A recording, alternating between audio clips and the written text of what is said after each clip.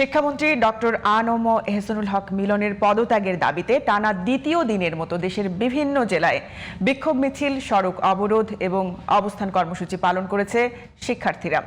বন্যা ও বৈরী আবহাওয়ার মধ্যেও এইচএসসি ও সমমানের পরীক্ষার আয়োজন এবং শিক্ষার্থীদের নিয়ে অবমাননাকর মন্তব্যের অভিযোগ এনে মঙ্গলবার থেকে শিক্ষার্থীরা এই বিক্ষোভ কর্মসূচি পালন করছে।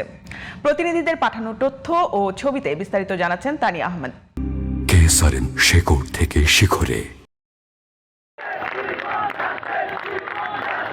বন্যা ও বৈরী আবহাওয়ার মধ্যেও এইচএসসি ও সমমানের পরীক্ষা নেওয়া এবং শিক্ষার্থীদের নিয়ে অবমাননাকর মন্তব্য করার প্রতিবাদে শিক্ষামন্ত্রীর পদত্যাগের দাবিতে টানা দ্বিতীয় দিনের মতো চট্টগ্রামে বিক্ষোভ করেছে শিক্ষার্থীরা।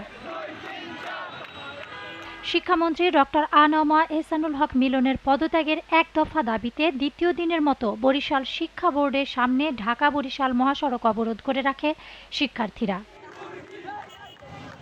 নারায়ণগঞ্জে শিক্ষামন্ত্রীর পদত্যাগের দাবিতে দ্বিতীয় দিনের মতো বিক্ষোভ মিছিল এবং অবস্থান কর্মসূচি পালন করেছে।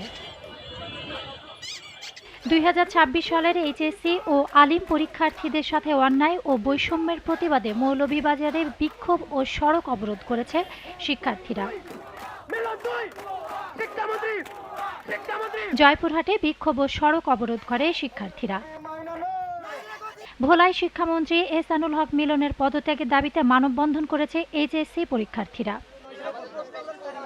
কুষ্টিয়ায় একই দাবিতে বিক্ষোভ মিছিল করেছে এইচএসসি পরীক্ষার্থীরা। শিক্ষামন্ত্রীর পদত্যাগের দাবিতে মাদারীপুর সরকারি কলেজ গেটের সামনে বিক্ষোভ সমাবেশ করেছেন পরীক্ষার্থীরা। Tania Ahmed, GTV news.